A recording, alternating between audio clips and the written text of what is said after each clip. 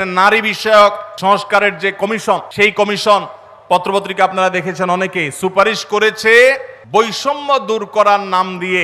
এই সুপারিশ বাস্তবায়ন করার দুঃসাহস যদি কেউ দেখায়, তাহলে এটা হবে সবচেয়ে বড় অপরিণামদর্শী কাজ, সবচেয়ে দুর্ভাগ্যজনক অধ্যায়। আল্লাহর দেওয়া সেই বিধান, এটাকে উড়িয়ে দেয়া হবে আর সাধারণ মানুষ চুপচাপ বসে থাকবে। এটা বোকার স্বর্গে বসবাস করা ছাড়া আর কিছুই নয়।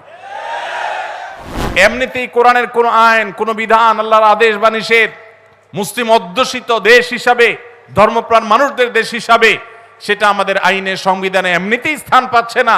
যেগুলো আছে দুই একটা, সেগুলো মুছে পরিষ্কার করার এই ষড়যন্ত্র এদেশের প্রত্যেকটা মুসলমান রুখবে ইনশাআল্লাহ। দেশে সংস্কার কার্যক্রম যে চলমান আছে, এখানে নারী বিষয়ক সংস্কারের যে কমিশন, সেই কমিশন পত্রপত্রিকা আপনারা দেখেছেন, অনেকে সুপারিশ করেছে বৈষম্য দূর করার নাম দিয়ে। কোরআন যে বাবার সম্পত্তিতে, মায়ের সম্পত্তিতে মেয়েদেরকে ছেলেদের অর্ধেক সম্পদ দিতে বলেছে, সে আইনটা এখনো সামাজিকভাবে প্রচলিত আইনে কার্যকর আছে। পরিবর্তন করার, আল্লাহর এই বিধানকে পরিবর্তন করার সুপারিশ করেছে এই নারী বিষয়ক সংস্কার কমিশন। এই সুপারিশ বাস্তবায়ন করার দুঃসাহস যদি কেউ দেখায়, তাহলে এটা হবে সবচেয়ে বড় অপরিণামদর্শী কাজ, সবচেয়ে দুর্ভাগ্যজনক অধ্যায়। শুনতে খুব ভালো শোনা যায়, খুব মুখরোচক মনে হয়। একই বাবার সন্তান, ছেলে এবং মেয়ে, ছেলে 2 টাকা পাইলে মেয়ে কেন 1 টাকা পাবে? কিন্তু এর পেছনে লুকায়িত আছে এক গভীর শয়তানের ষড়যন্ত্র। সেটা হলো, পশ্চিমা পৃথিবীর মানুষেরা তাদের পরিবার ব্যবস্থাপনা ধ্বংস হয়ে গেছে। বহু আগেই তাদের পরিবার ব্যবস্থাপনা মুখ থুবড়ে পড়েছে। আজ এই ভারতবর্ষে শুধু মুসলমান কেন, আমাদের এই অঞ্চলের হিন্দু, খ্রিস্টান, বৌদ্ধ সব ধর্মের মানুষের মধ্যে পারিবারিক বন্ডিং এবং পরিবার ব্যবস্থাপনা, স্বামী স্ত্রীর মধ্যকার সৌহার্দ্য যতটুকু আছে, পশ্চিমারা সেগুলা কল্পনাও করতে পারে না। ওরা আমাদের চাইতে জ্ঞানে বিজ্ঞানে এগিয়ে থাকতে পারে, ওরা আমাদের চাইতে তথ্য প্রযুক্তিতে অগ্রসর থাকতে পারে, তারা অবকাঠামোতে আমাদের চাইতে 200 বছর এগিয়ে থাকতে পারে, কিন্তু পরিবার ব্যবস্থাপনা আমরা ওদের চাইতে 500 বছর এগিয়ে আছি। আমাদের এখানকার স্বামী স্ত্রীর মধ্যকার ভালোবাসা, এটা তাদের দেশে সোনার হরিণ। আমাদের এখানকার সন্তানের সাথে বাবা মার বন্ডিং, তাদের ওখানে সেটা দুষ্প্রাপ্য। ভাইরা আমার, এই যে সমতার নাম দিয়ে, বৈষম্য দূরের নাম দিয়ে এই যে নতুন প্রস্তাবনা আসছে, এই প্রস্তাবনার মিনিং হলো পরিবার ব্যবস্থাপনাকে ধ্বংস করে ফেলা। কিভাবে সেটা? ছেলে এবং মেয়ে উভয় যখন সমান সমান হারে 1 টাকা 1 টাকা করে পাবে, তখন পশ্চিমাদের মতো ছেলে বলবে মেয়েকে, বাসা ভাড়া তুমি অর্ধেক শেয়ার করো, সংসার খরচ তুমি অর্ধেক শেয়ার করো, যেভাবে পশ্চিমা পৃথিবীতে আছে। এইটা যদি শুরু হয়, তখন পরিবার ব্যবস্থাপনা ওদেরটা যেরকম ধ্বংস হয়েছে, আমাদেরটাও ধ্বংস হওয়া অনিবার্য হবে। দুইজনকে ঘরের বাহির হতে হবে। এটা হলো স্বামী স্ত্রীর মধ্যকার রেষারেষি শুরু হওয়ার একটা সূচনা, একটা সূত্রপাত, যে তোমার কাছেও 2 টাকা আছে, আমার কাছেও 2 টাকা আছে, তাহলে সংসার খরচ আমি দিলে তুমি কেন দিবা না, তোমাকেও দিতে হবে। এখন আল্লাহ রাব্বুল আলামিন যে সুন্নাতুল্লাহি ফিল আরদ, পৃথিবীতে আল্লাহর যে নিয়ম রেখেছেন, পুরুষরা বাহিরের দিকটা সামলায়, মেয়েরা ভেতরের দিকটা সামলায়। পুরুষরা বাহিরের জগৎটাকে দেখে, মেয়েরা ভেতরের জগৎটাকে দেখে। এই যে বন্টন, এই বন্টনের মধ্য দিয়ে যে পরিবার ব্যবস্থাপনা মানব সভ্যতার শুরু থেকে আজও পর্যন্ত আসছে, এটার ভিন্ন পথ এক্সপেরিমেন্ট করে, চালিয়ে, পরীক্ষা চালিয়ে পশ্চিমারা ফেইলিওর হয়ে গেছে, ব্যর্থ হয়ে গেছে।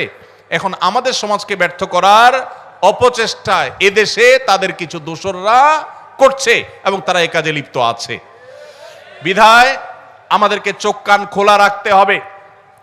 কোরআনে কারীমের আইন, কোরআনে কারীমের বিধান এমনিতেই তো নাই।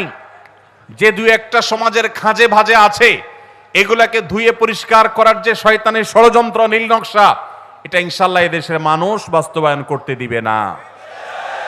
এদেশের মানুষ দিনকে যতটা ভালোবাসে, ফু মেরে, তুড়ি মেরে সংস্কারের নামে আল্লাহর দেওয়ার সেই বিধান, এটাকে উড়িয়ে দেয়া হবে আর সাধারণ মানুষ চুপচাপ বসে থাকবে, এটা বোকার স্বর্গে বসবাস করা ছাড়া আর কিছুই নয়।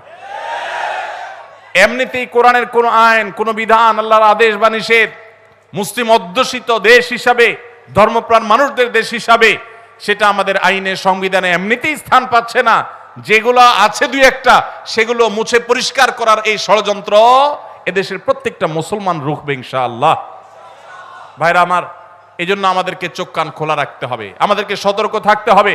তবে সেই সাথে আমাদের এও মাথায় রাখতে হবে, মা বাবার সম্পদে বোনদের অধিকার, এটাকে আমরা অনেক পুরুষরা বঞ্চিত করছি, তাদেরকে অধিকার দিচ্ছি না। যেটুকু কোরআন বলেছে সেটুকুর বাস্তবায়ন হলেই সমাজ শান্তিতে পরিপূর্ণ হয়ে যাওয়ার কথা, কিন্তু সেটা বাস্তবায়ন করার নাম নাই, সেটাকে পরিবর্তন করার বরং চেষ্টা চলছে। ভাইরা আমার, আল্লাহ রাব্বুল আলামিন আমাদেরকে নারী পুরুষের মধ্যে সমতা বিধান করতে বলেন নাই, ন্যায্যতা বিধান করতে বলেছেন। কি করতে বলেছেন? সমতা। ইসলাম সমতার কথা বলে না, ন্যায্যতার কথা বলে। সব সময় সমতা মানুষের ন্যায্যতাকে নিশ্চিত করে না, সব সময় সমতা মানুষের ন্যায্যতাকে নিশ্চিত করে না। এই জন্য ইসলাম ন্যায্যতা কথা বলেছে। ন্যায্যতা এটা থাকতে হবে, সমতা থাকা জরুরি নয়। আল্লাহ আপনাকে একটা ছেলে দিছে, একটা মেয়ে দিছে। ছেলেটার জ্বর হয়েছে, তাকে নাপা খাওয়াইছেন 103 ডিগ্রি জ্বর। মেয়েটার শরীরে কোনো জ্বর নাই, সুস্থ মানুষ। তাকে বলতেছেন, তুমিও তো আমার ঘরে জন্ম নিয়েছ, এক পাতা নাপা কিনেছি, ছেলেটাকে খাইয়েছি একটা, তুমিও তো ভাত খাইছো, এখন একটা নাপা তুমিও খাও, না হলে তো আমার ভয় হয় যে আমি সমতা বিধান করলাম না। কি বলেন? ছেলের জ্বর হয়েছে, তাকে নাপা খাওয়াইছেন, এখন সমতা যদি বজায় রাখতে হয় তাহলে মেয়েকেও কি করা লাগবে? নাপা খাওয়ানো। এক ছেলের বয়স 20, তার জন্য যে সাইজের জামা কিনেছেন, আরেকজনের বয়স 10। সমতা বিধান করতে হলে তার জন্য একই সাইজের জামা কিনতে, একই সাইজের জামা যদি কিনেন তাহলে সেটা কি ইনসাফ হবে না বেইনসাফ হবে? ইসলাম এই মুখরোচক, সস্তা, শুনতে শুধু ভালো শোনা যায় এরকম সমতা নারী পুরুষের মধ্যে করতে বলে না, ন্যায্যতাকে নিশ্চিত করতে বলে। আপনি কোথাও আপনার ছেলে মেয়েদেরকে কোনো ভালো কিছু দেখাবার জন্য নিয়ে গেছেন, দুইজন ছেলে বা একজন ছেলে একজন মেয়ে গেছে, একজন বড় একজন ছোট, একটু উপরে উঠে দেখতে হবে। সেজন্য যে বড় 15 বছর বয়স, তার দেখার সুবিধার জন্য 3টা ইট দিয়ে বলেছেন, তুমি এবার দাঁড়াও, সে দেখতে পাচ্ছে। এখন যার বয়স 5, তার জন্য যদি 3টা ইট দেন, সে কি দেখতে পাবে? কিন্তু যেহেতু বড়জনকে 3টা দিবেন, ছোটজনকেও 3টা দিবেন, ছেলেকে 3টা দিবেন, মেয়েকেও 3টা দিবেন, এটা হলো সমতার দাবি। আর ন্যায্যতার দাবি হলো যার 3টা লাগে তারা 3টা দিবেন, যার 6টা লাগে তাকে 6টা দিবেন। এটা হলো ন্যায্যতা। ইসলাম নারী পুরুষের মধ্যে ন্যায্যতা নিশ্চিত করতে বলে, সমতা নয়। পশ্চিমারা যে সমতার কথা বলে, এটা মুখরোচক, বস্তাপচা, সস্তা স্লোগান। এই স্লোগান কখনো ইনসাফ প্রতিষ্ঠা করতে পারে না। পশ্চিমাদের সমাজ ব্যবস্থা ইনসাফ প্রতিষ্ঠা হয় নাই। নারীরা মুসলমানদের চাইতে 1000 গুণ বেশি নিগৃহীত, নিষ্পেষিত। আমাদেরকে বুঝতে হবে এবং ধারণ করতে হবে।